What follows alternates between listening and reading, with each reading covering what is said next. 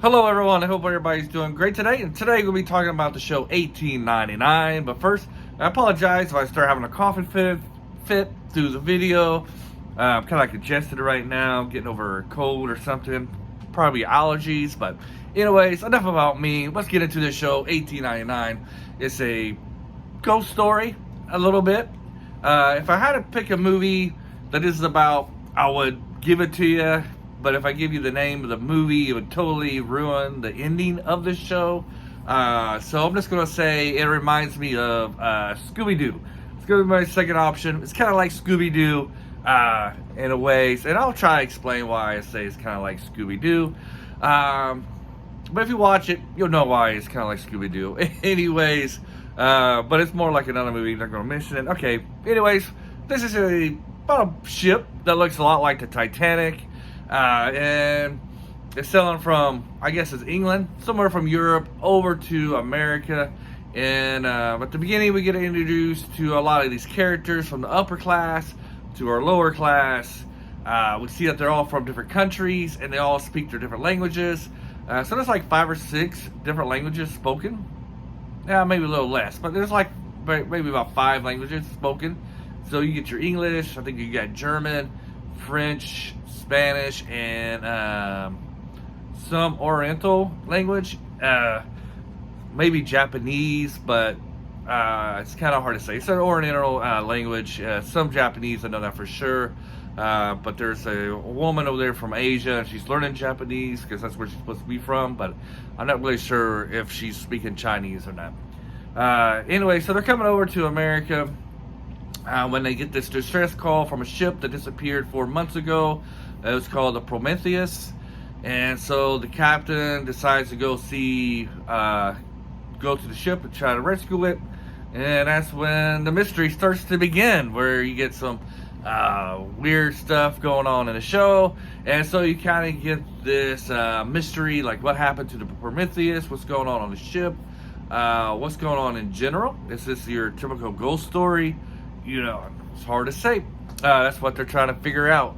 There's one thing that this theme has is like, what is reality?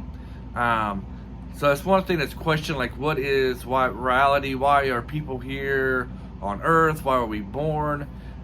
Is this really a reality? Are we living in a person's simulation of a reality? What do we see and feel? Are these things real? This is something that is questioned in the show throughout, especially after the first episodes, after they find the ship. This is when things really start to get abnormal. So that is one of the big themes in the show is, what is reality?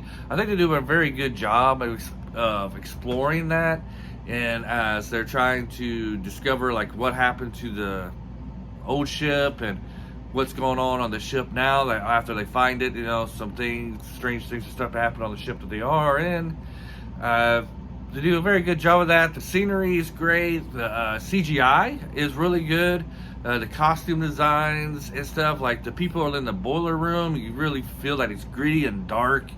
It's somewhere you don't really want to be. You see these people working, like you can really see like it's like the hard work it is to get this ship moving. And as you go up to the lower decks, as you go up to the levels of the classes, they really do a good job of distinguishing the lower class, the upper class, and as you're, and they give you this background of these different characters. They all got their reasons of being there. I would say they don't really connect, like why all these characters are connected in a way. We all know they got something in their past that they're trying to forget, it seems. But we don't know why our main characters are connected and why they're essential to one another. We do get to see like our main female character, and she meets 2 other people that's connected to her. We see that, but we don't really know what part the captain comes into, or the other people that we were introduced. This show does leave on a cliffhanger, so I'm hoping they do finish with a season 2. I'll be interested to see where they go for it, just how it ended. I don't want to give it away, but it's end on a cliffhanger. It does at the beginning of the season, whatever. It does ask questions, and they're answered along the way. But there's like one big question. I was like, and I think they're going to be saving that for the second season. So why do I think this is like a Scooby-Doo? Like my second option is Scooby-Doo is because, like the mastermind, you gotta pull off the mask to really figure out who the real mastermind is. Okay, that's just my connection to Scooby-Doo. If I give you what this show is really like, it would totally spoil the ending of this because it's kind of like a surprise ending a little bit. But so I'm not gonna give away the ending. So if you're still here 6 minutes, thank you for hanging out with me for that long. We on this channel we give 3 grades. We judge these shows or books that we cover with either highly recommend, recommend with caution, or not recommend at all. Highly recommend, great majority of people don't like it. Recommend caution, about half of you will like it. Not recommend at all. It's basically like 20%. It's like really dud movie or something. I'm gonna recommend this. Well, I guess I should say highly recommend, but we get to recommend. I'm gonna recommend this, especially if you're somebody who likes kind of like a ghost story, but it's not too scary. Okay, it's not a very scary show. So if you're somebody who don't like horror, it's not a horror show, but it's kind of like a ghost story, but it's a mystery. Somebody like if you're like somebody who's into mysteries and you want to try to figure out what the heck's going on and is this really a ghost thing going on, or is there something else, some other kind of phenomenon happening, I think this is for you. So I would recommend it. Yeah, I think this is good. I like this. I think this is one of the better Netflix shows. I just wish that Netflix would make good American shows. I don't know why all the good shows that Netflix comes out with have to be foreign. It's just crazy to me, but this is a good show. I think you would enjoy it, especially if you like that type of movie.